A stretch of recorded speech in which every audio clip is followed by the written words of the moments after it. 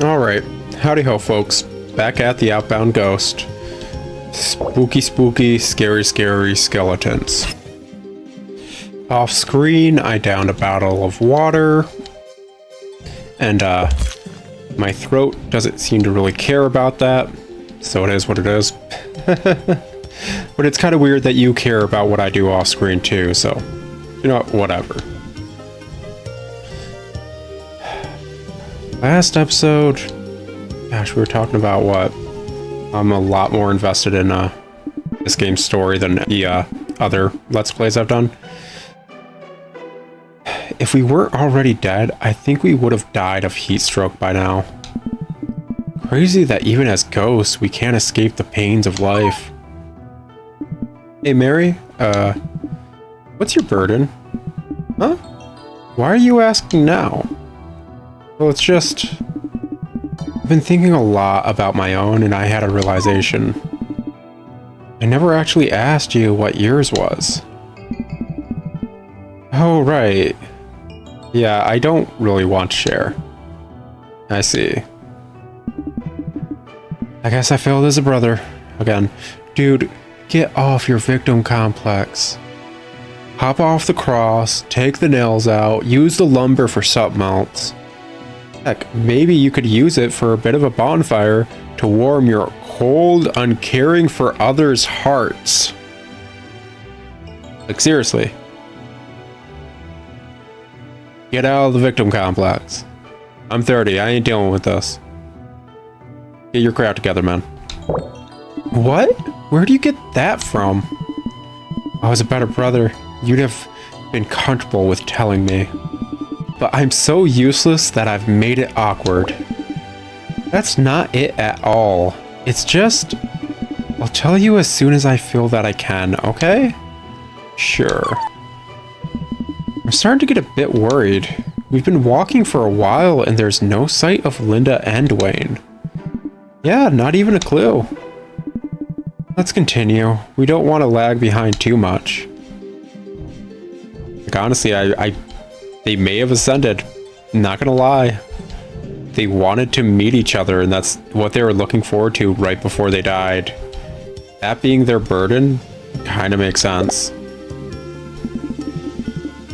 When grains fall down the hourglass, there will be times of turbulence. This is not cause for worry, as laminar flow will come. I'm not familiar with the term laminar, but I'm assuming it means, like, smooth, like flow, in a sense. But that's an assumption. Oh, this dude's got like a hat or something.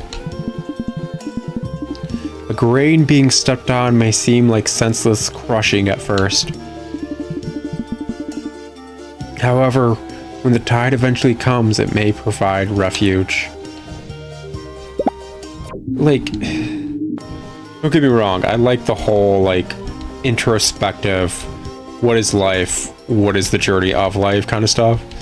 But when you're constantly switching the figurative value of it from you're a grain of sand to you're walking upon the grains of sand to it's on a beach to it's just in an hourglass and is it going to be flipped someday? You gotta follow the same thought process for this same figurative explanation, yo. Is the purpose of a grain to go down the hourglass quickly? No. Its goal is to positively impact the short moments between the above and below. That's some good stuff right there. Forcing a grain to go up the hourglass only results in strife. It creates friction with others and goes against nature. Tough tides may clump grains together. This makes the next waves comparatively easier to handle. The moments in the first half of the hourglass are long. Be careful, however, as the second half is over in the blink of an eye. There. Also, it's like these three are talking about hourglass analogies, and this one's talking about a beach analogy. Like, come on, man. Come on. Same page.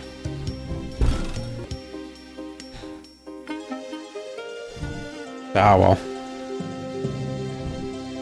Oh, I was saying that comparatively to the other Let's Plays I've done as of the time of recording this, I'm way more invested in this one's story, which is a good thing.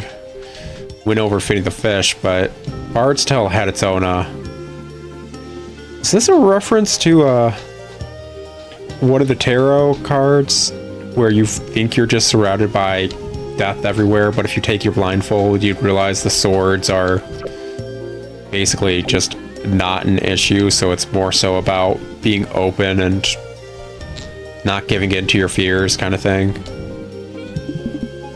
The beach of life and the sands of time, both concepts are inextricably linked. How could I say inextricably without issue, but the second I say something like useless or whatever, I start tripping up on my words. Whatever.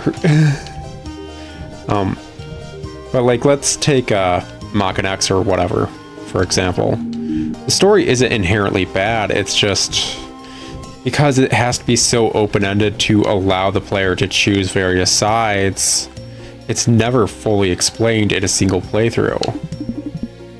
When the last rain falls, it will stand atop the hills of all beings. And, yeah, sure. Does that mean I should try to be the last grain? But you said not to fight the flow. Should I worry about being beneath others after falling amongst the other grains? Like, it sounds deep, but you can tear that one apart real easy. Man, anytime one of these battles start up, I just start kind of jamming to it, just like bobbing my head, all good and stuff. Yeah, where did those huge bones come from?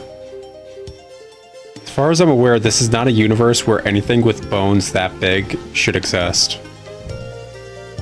Ah, well.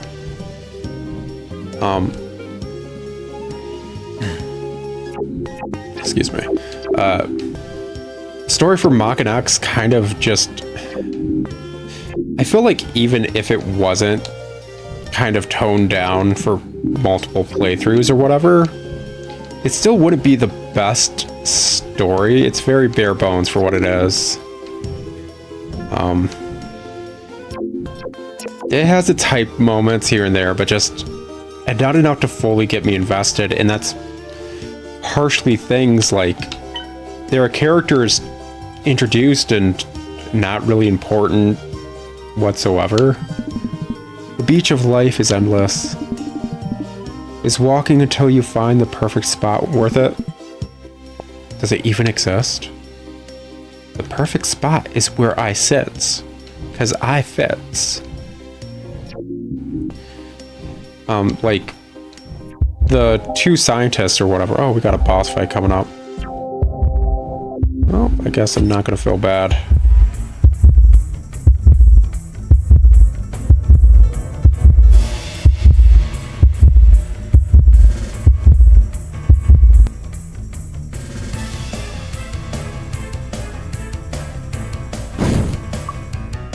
Moving forward, because this boss fight's gonna take a minute.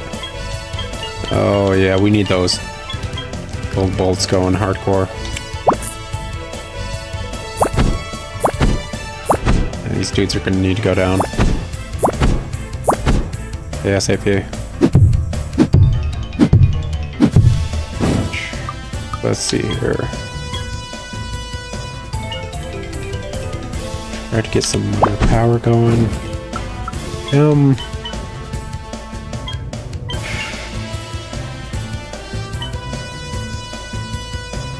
How much HP do these dudes have?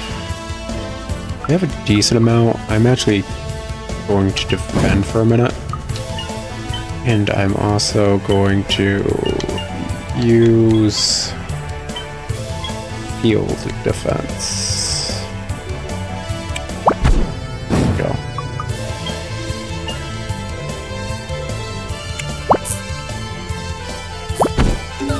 Yeah, I want those guys basically to knock themselves out with that.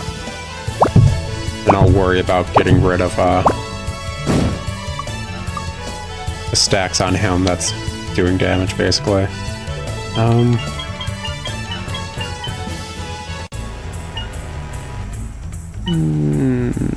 Max SP share already. This dude.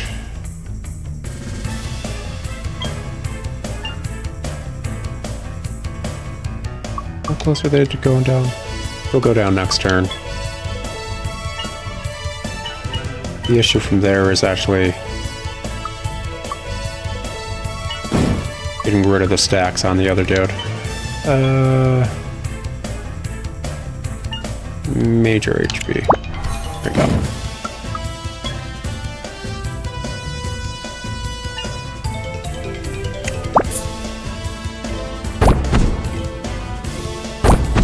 Yeah, there we go. Now I can worry about taking down his stacks and actually just consider it a regular boss fight at that point. As I was saying with like Machinox, what was I saying with Machinox? Oh yeah, characters were like introduced that didn't really seem to have much relevance. And I know there's different like playthroughs or whatever depending on how you decide to play that game. But there were things like just, let's go with smoke on him. Get another smoke going. Still, I don't think I can do anything besides.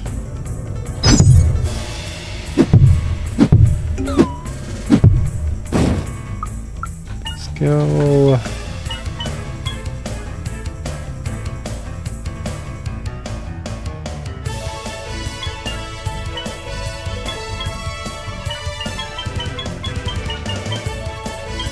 Try to get some powers up on Mr. DPS boy and actually start going in on him.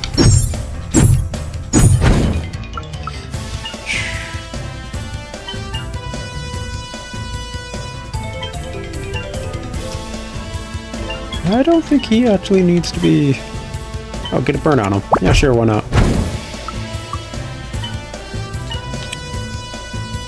But like just the trio of characters introduced at the start of the yeah, no, I definitely need to start healing. Game in Machinox, the 3 scientists, as well as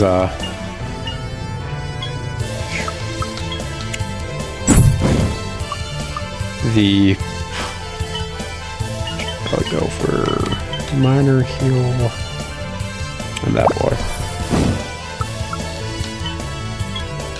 Kay's childhood friend, although they're arguably very integral to the plot for various reasons, they don't feel it.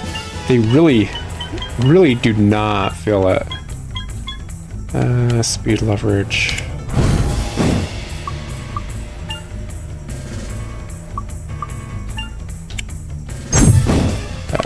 Probably could have handled this fight a good bit better. Let's try to shield up. Get some field heals going.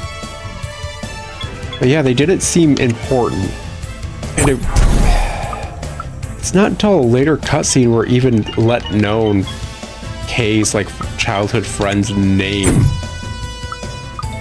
Like it wasn't even like let known. It's so absurd for what it is. Just, and those 2 scientists are just kind of like weirdly watching things from the sidelines during the entire game while offering weird commentary on it. It just all feels very odd in the grander scheme of things. You may need to defend. this one. For a bit of HP to him. This boyo. Get SP back. Ah, gosh. Just a 4-hit AoE is not fun to deal with.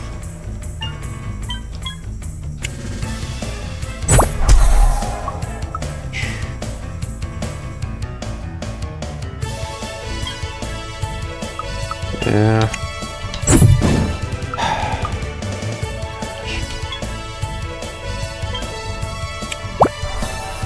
Trying to think of the best way to do this, and I'm gonna be honest, I'm not thinking of any way to do this. I'm just gonna try to keep the pace.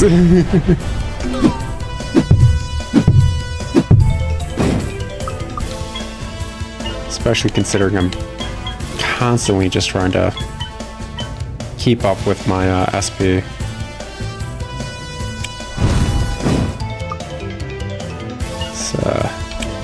It's concerning, but I am doing a decent amount of damage. And skill.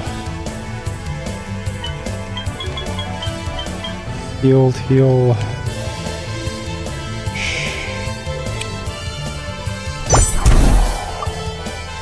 And this boy keep on doing damage.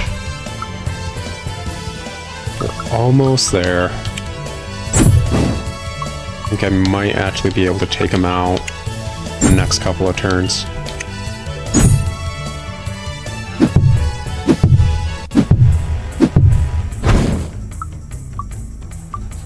Yeah, honestly, I think we're good.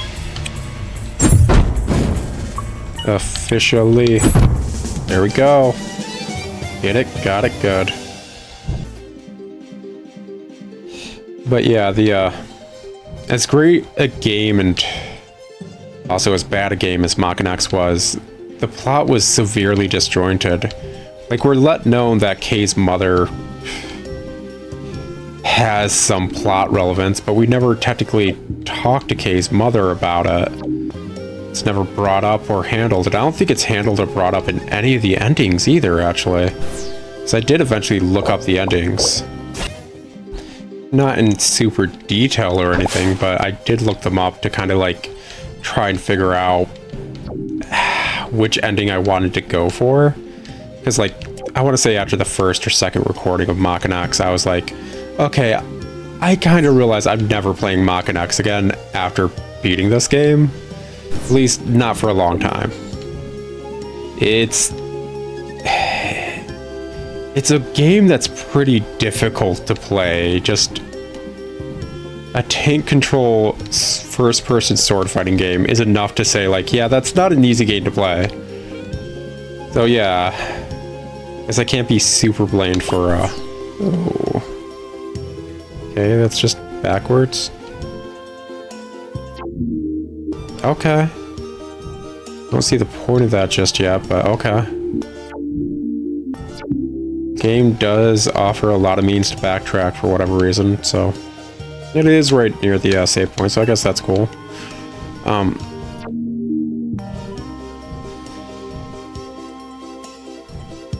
So yeah, I looked up the endings upon realizing, like, yeah, I'm probably not going to get back into this, and I wanted to go for an ending that I felt was worthwhile when I beat it. And yeah, I don't think anything touches upon, like, Kay's mother in any of the endings, which is weird. Why was it brought up in one of the cutscenes then? Just, it's not plot relevant. And the Bard's Tale, like, honestly, the writing was so on point. That was about all the Bard's Tale had going for it, besides just very kind of simple but enjoyable gameplay. Hey, Mike? Yeah? I think I'm ready. Huh? For what? Telling you my burden. What? I've been thinking about it since you brought it up, and I think I should tell you. Okay. My burden is you. What? What I mean is, all I want is for you to ascend. That's it? That's what kept you here after you died?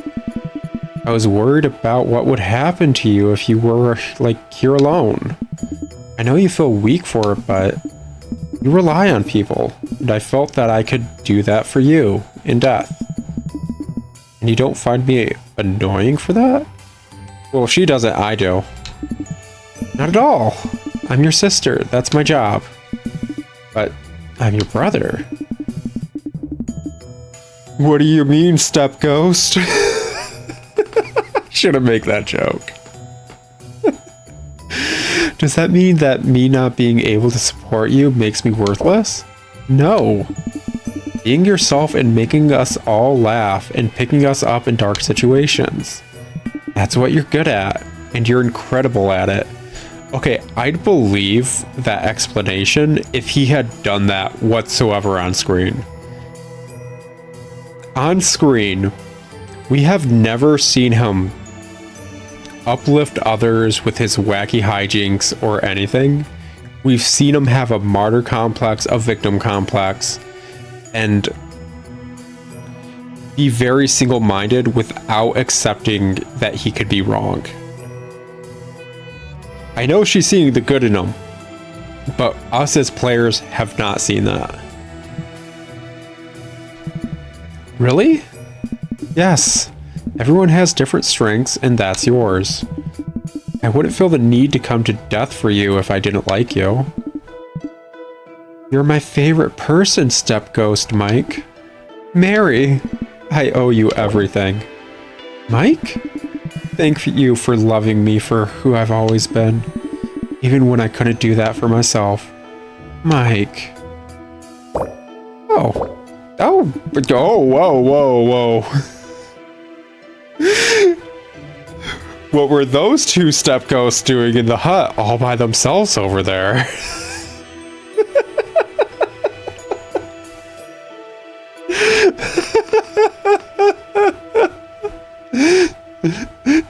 It's fine. It's not like they can walk through walls or anything. They're not that kind of ghosts.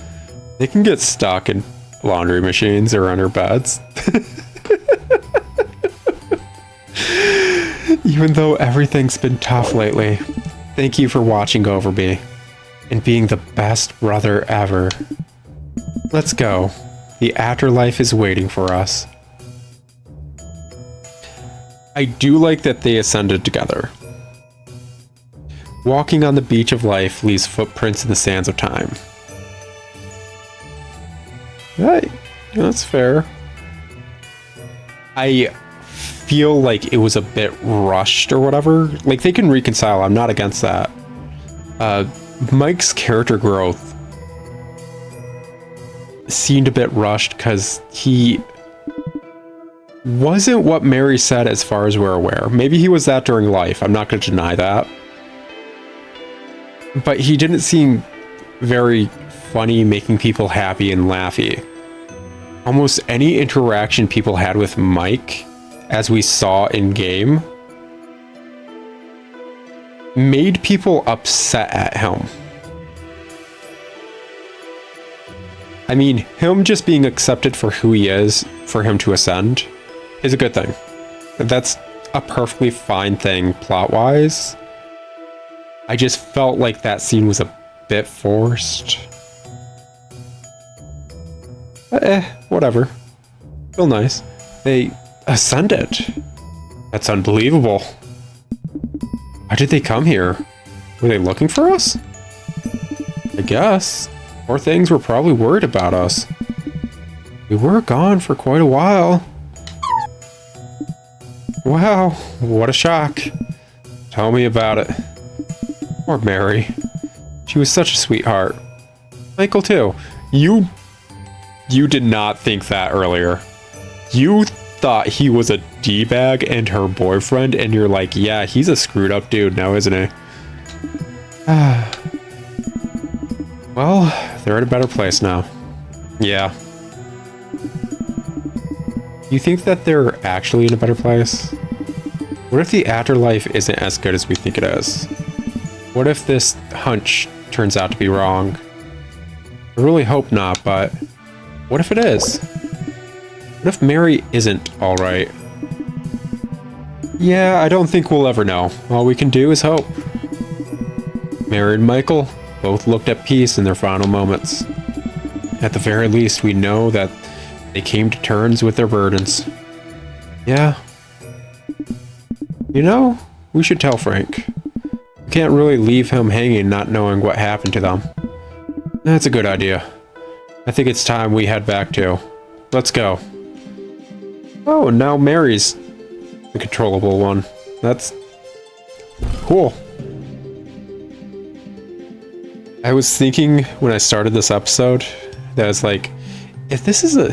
Why is there a boat? Was this area like a lake bed before? There's a fish still. How does that work? How is there a fresh fish here? Anyways, as I was saying, I was thinking when this episode started, oh, there is a what around these parts. Okay. We are near the beach. We were getting close to at least possibly switching characters if we were going to switch characters again. It just kind of felt around the right time. Oh, there's another boat, and this may be where a certain Adrian jumped ship, possibly. Who knows? Just gonna have to head back the other way and find out.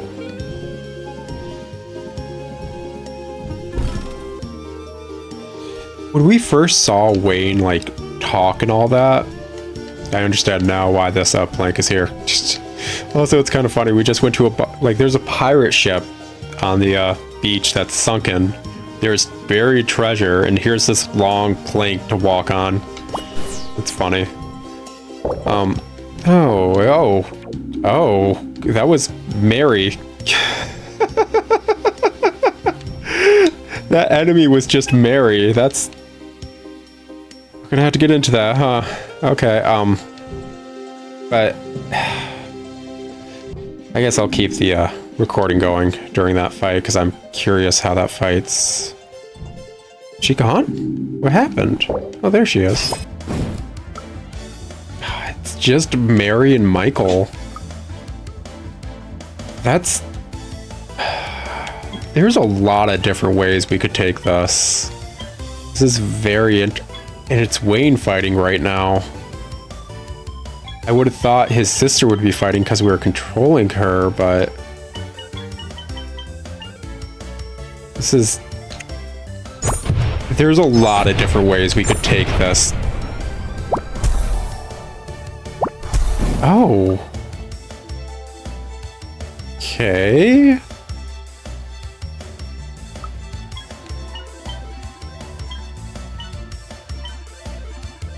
Huh.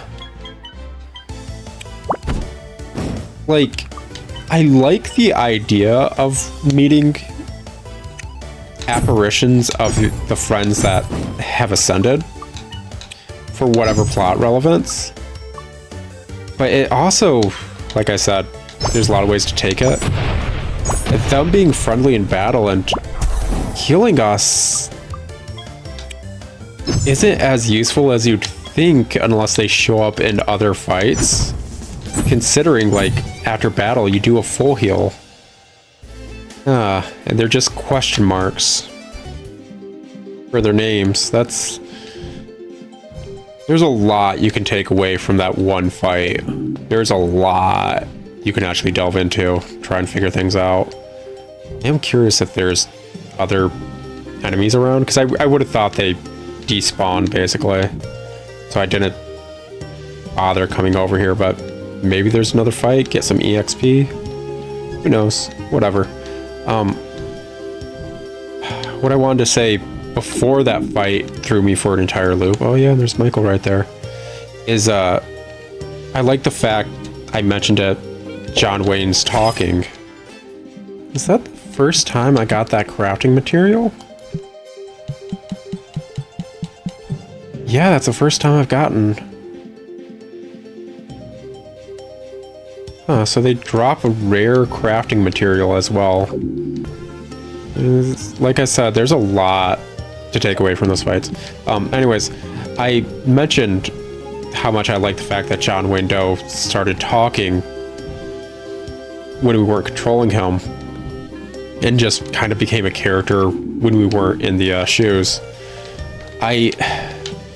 Since we know the character we're gonna control has a personality already as well, I love the fact that the team that worked on this game took the silent pro tag trope or whatever and kind of like ran with it long enough to kind of develop the characters and settings, and then just kind of nudged it away in order to have everyone be a character and grow and all that. It's nice. I don't think I've ever seen a game that had the silent pro tag and then just slowly let them come out of their shell and be a person.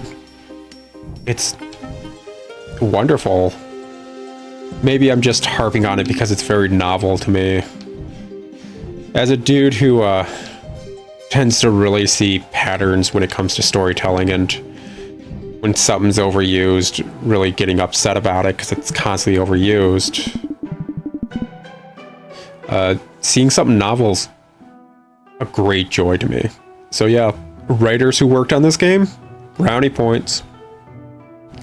Hey, so we've been talking a lot about what's been going on in my life, but what about you? Me? Well, I've been keeping up with you through our letters. I think you know basically everything that there's to know. What about your burden? My burden? Well, you know, it's all because of this darned place. Yeah, I guess it's good that you left Outbound, but will you ever be able to get over it? What if you're bound here for eternity? Yeah, I don't know. Well, I came here to see you and Grandma, but there's also another reason. I wanted to resolve whatever baggage I had here. I felt that I was a slave to my past and I wanted to break free. I want to break free. I chickened out in the last possible moment, though. What do you mean? Oh, I think I'll just tell you later. We should get going. Oh, okay. Let's go then. Yeah, and considering Wayne's the one fighting the apparitions of Mike and Mary, Linda may not be seeing them. It's interesting.